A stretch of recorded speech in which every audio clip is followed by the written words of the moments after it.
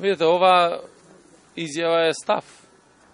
И сметаме дека политичката одговорност на политичките субјекти, на пратениците во собранието треба да биде на нивото на одговорноста за иднината на оваа држава. И затоа јас сметам дека треба да се вложат максимални напори во диалогот, да се постигне компромис во делот на носењето на законските решенија и со тоа да не ја загрозиме иднината и перспективата на државата. За нас е многу важно до крај да го доведеме процесот и да станеме 30-та земја членка на НАТО алијансата и тоа ќе се случи многу скоро.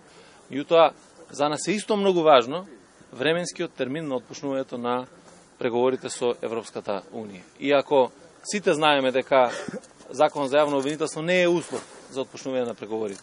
Меѓутоа би била една добра, позитивна препорака или позитивен пример како напредуваат работите во однос на реформите во Република Северна Македонија, тогаш сите политички субјекти тоа треба да го имаат на ум. Така да, најважно е интересите на државата да преовладаат над личните, партиските, бизнис или некакви други интереси. Сметам дека минимум национален консензус е потребен во делот на стварувањето на нашите аспирации за членството во НАТО и за Европската Унија. Попретно, може ли да има одложување на изборите?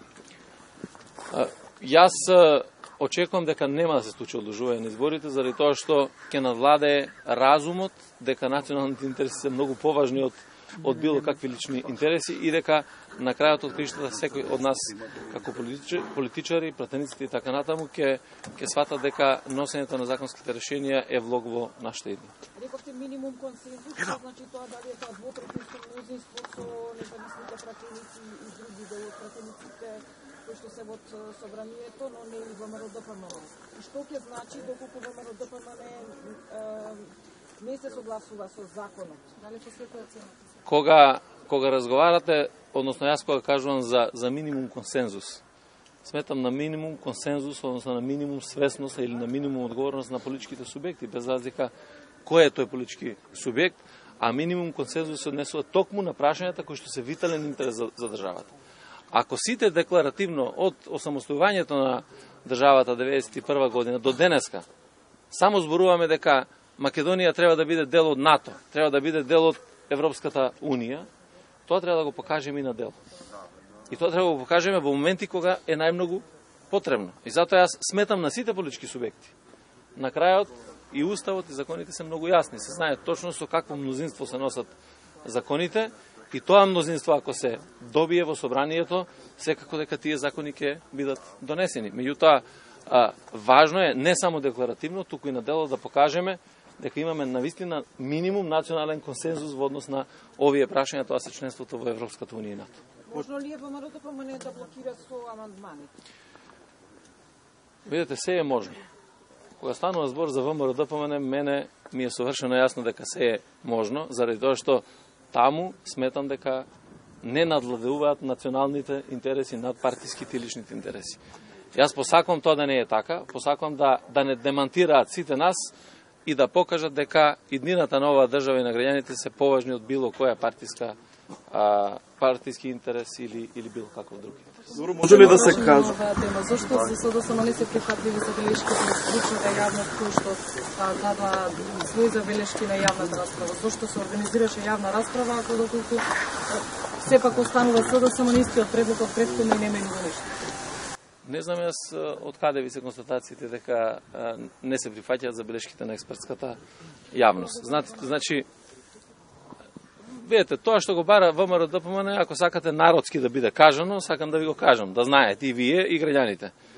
Тоа значи сите предистраги кои што се започнати да бидат стопирани со решение. Тоа е прашање за кое што не може да се преговара и не може да има компромис. Секој што правил криминал и за кого се водат и предистраги и има докази, ќе мора да одговара во оваа држава. И тука не може тој интерес задоволување на правдата биде посилен од интересот на било кој поединец или на било која политичка партија. Сите забелешки кои што се разумни, сите забелешки кои што се во насока на концептот на законот, тоа е да обезбеди правда за секого, да обезбеди сигурност дека секој еден кој што направил било какво зло дело ќе одговара, односно да обезбедиме еден систем кој што ќе биде далеко од политиката и јакнењето на јавно-обвинителската служба, тоа е концептот што мора да биде усвоен и концепт кој што треба да продолжи понатаму. Добро, со вака поставени... Денеска ќе се преговара, има сред работните групи. Може ли да се очекува... Ево, беги малку. Не, па има. Качам. Значи, ние ќе разговараме и ќе работиме постојано за да го постигнеме тој консензус кој што е потребен и да имаме парламентарно мнозинство што ќе ги донесе овие законски решенија. Господин Спасовски, дали како партија ги спомената носители на кандидатските листи? Ние донесовме само одлука дека ја започнуваме процедурата. Таа процедура нема да заврши за ден, за 2 или за 3, туку ќе трае толку колку што е предвидено со внатрешните акти усвоени на Централниот одбор и врз основа на целата таа постапка која што е предвидена да се спроведе, на крајот ќе биде одлучено за тоа кои ќе бидат и кандидати и носители на кандидатските листи. За тоа ќе дебатираме и воопшто не е важно дали ќе се биде или нема да се биде на кандидатската листа. Судбината на 120 кандидати на листите за пратеници не може да биде поважна од судбината или днината на граѓаните на државата. Така да, јас тргнувам од тој принцип и апсолутно сметам дека тој принцип е најисправен. Ние треба да гледаме на иднината, треба да гледаме на концептот, треба да гледаме да останеме на правиот пат и треба да гледаме да правиме пресвет во секако можен аспект во државата.